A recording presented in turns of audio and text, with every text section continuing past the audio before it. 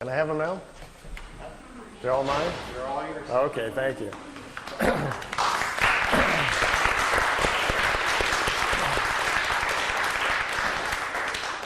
Well, it's nice to be back at Shift with all you fringe people. I kind of enjoy that. I never knew exactly what Shift stood for, so now that I know that it's fringe folks, I feel right at home. I got in, someone asked me a while ago how I got involved in UFOs and what was the interest, and I had to, my mind kind of jumped back real fast. I was standing on the Great Wall of China. Anybody had the urge just to go roam in China and so forth? I was in China wondering what was on down the road, followed the wall for a while, wound up going west to Xi'an and out western China. And as you keep searching for things in life, your questions get bigger.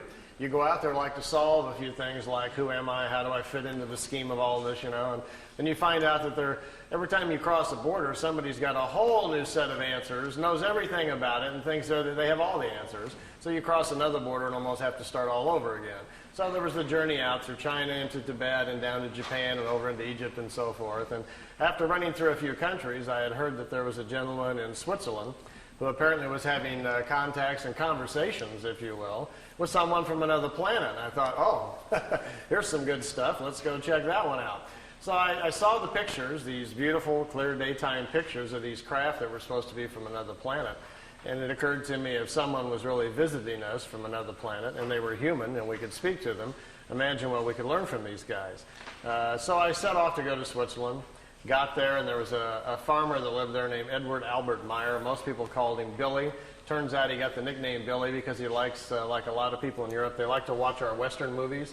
And he was very fond of Billy the Kid, and used to carry a gun with him, and kind of saw himself as a cowboy type. So he got the nickname Billy, and people started calling him Billy. Most of all the people who know him, though, call him Eddie, because his real name is Edward. So I got to this little small location up in Switzerland called Schmidruti, which is about 45 minutes outside of Zurich. And I'm looking for this guy's place. It's not on the map anywhere. And I stumble into a little post office. And the postal guy says, well, you found it. This is the Schmidruti post office. And I says, well, where's the home of Mr. Meier? And he says, oh, he lives behind the post office in Hinter Schmidruti. So I'd be looking on the map for this Hinter Schmidruti, and it wasn't there. And it turns out he lives right behind the post office. So I got on down the road. Make a long story short, I went looking for him at the farm, and turns out he'd become kind of a recluse, didn't want to talk to anybody. He'd had contacts for several years. The European press had just, done nothing but almost ruined his life through ridicule and drawing attention to him and calling him names and so forth. And so he'd had a very difficult time for a while, and it kind of closed himself off to the outside world.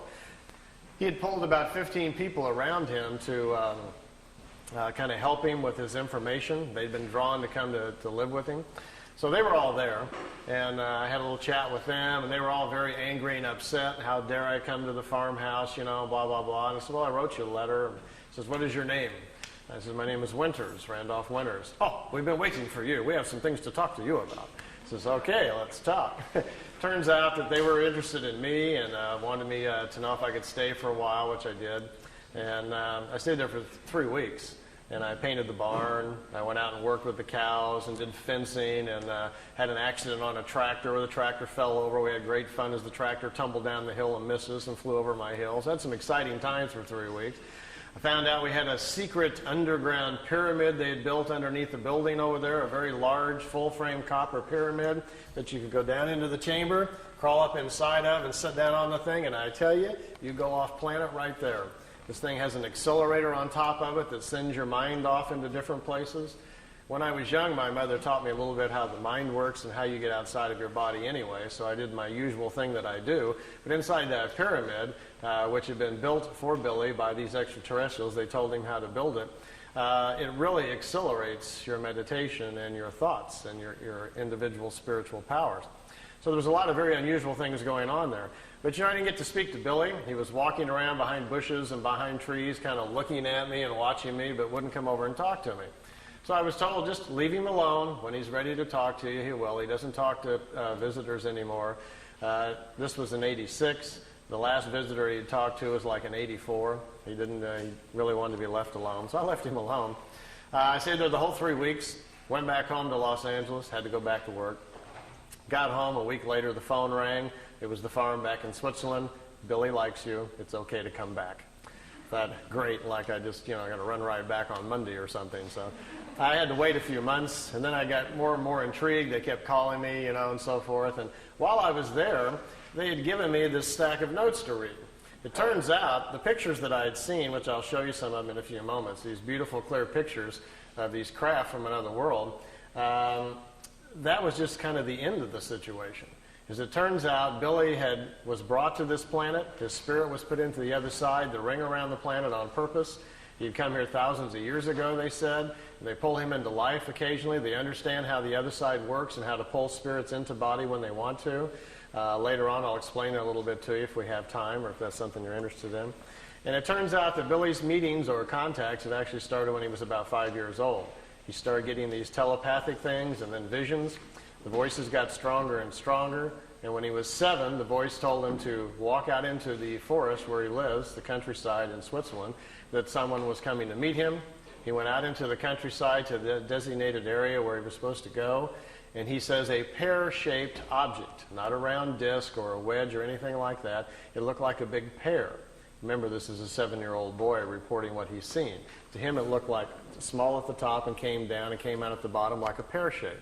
It was chrome, very bright. Couldn't look at it. It was too bright. And it didn't set on the ground. It floated off the ground. And as he was looking at it, suddenly an elderly-looking gentleman with white hair came walking towards him. He didn't even see how the fellow got out of the craft. Came walking towards him, took his hand and led him back to the ship. Didn't say a word. Went inside of this ship. He was set down into some sort of small chair. There was a device spinning around his head. Still, the man had not said anything. And the device, as it started spinning, he said, then everything came clear. As he was sitting in there, suddenly all of his former lives came to him. Who he was, where he had come from, this other planet where he had come from, came back to him. They were restoring all of his memories from the previous lives that they had worked with him. They were getting him back up to speed so he could make a decision if he wanted to be involved with them again during this lifetime. He says within a few moments, all of the memories came back, and then they open up something very important, which some of you may be working with. You may be aware that there is a language that spirit can communicate with. It's not a spoken language. It is a language of symbols. The Hindus call it the sacred symbols, or combinations thereof.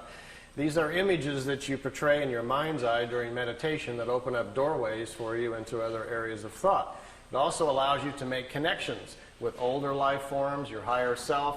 Gets into your Akashic or etheric records so you can find out things about yourself and other people.